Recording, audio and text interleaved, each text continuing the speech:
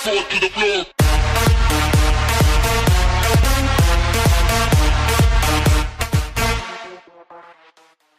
Hello everybody, what is up? My name is Killsteam. We are back with another new Call of Duty World War II video for you guys today. So in today's video we have some new information about supply drops, weapon variants, clan wars.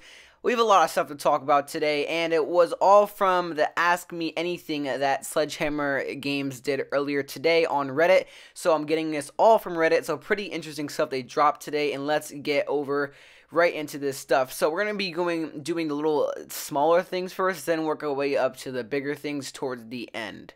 Okay, so the first thing that I'm going to go over is they said they're going to focus on having historical gear / uniforms at the launch of Call of Duty World War II. They didn't say anything about after post-launch, after the game is like a month in or 2 months in, and they didn't say anything about that, so they might go crazy after 2 months the game is over. So hopefully they don't do that, but they did say at launch of the game they're going to have historical outfits, uniforms, and all that good stuff.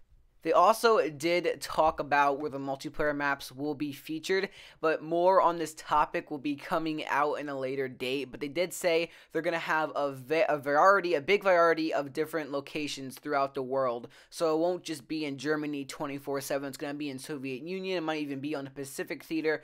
So pretty good stuff. And now also the game server tick rate is going to be 60 hertz. And also details on PC version are coming soon. Also, score streak progress will reset on death. And also there is a basic training perk that will allow it to continue. So just like I believe in Infinite Warfare, there is some type of perk that will allow you to continue your score streak even after you die. But there is a catch to this. Your score streak is going to cost a lot more than it originally is. Also, before this Reddit Q&A thing or Ask Me Anything thing came up, I heard some people saying to me that the campaign is going to be co-op, and I was like, no way, it's not going to be co-op.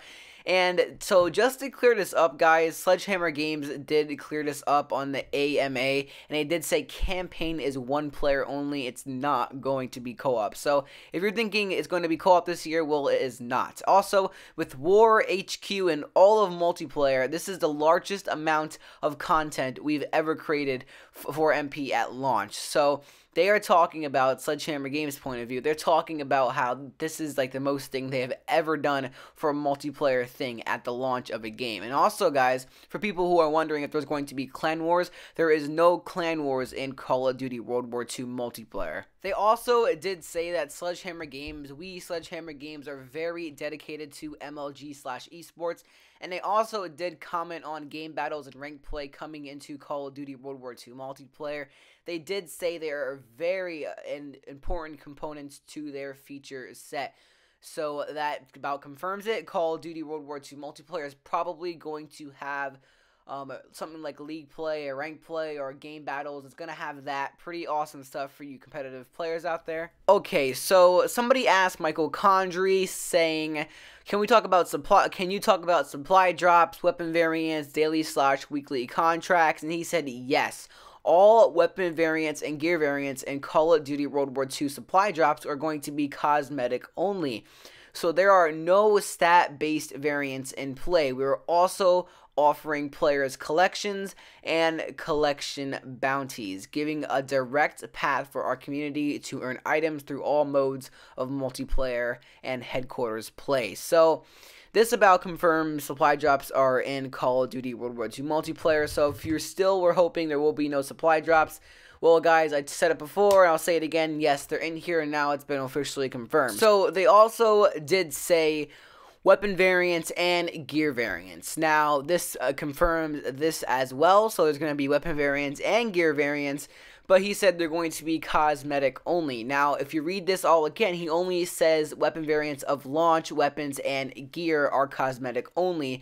No info on how DLC will work post-launch. So there's no info on that, and all we can speculate is they're going to have stat-changing weapon variants, stat-changing DLC weapons post-launch. That means after the launch of Call of Duty World War II multiplayer. So like 1 or 2 months into the game, we're going to get our first update, and it's going to include some crazy, I don't know if it's going to be crazy, but they're going to include some weapon variants that are not going to be cosmetic only. They're going to include some other stuff as well, but if you read this all again, he does say there is going to be something like Modern Warfare Remastered, like they do collections and collection bounties, so that's better. If we're going to have weapon variants that are going to be not cosmetic only, they're going to be like as a collection bounty or something like that.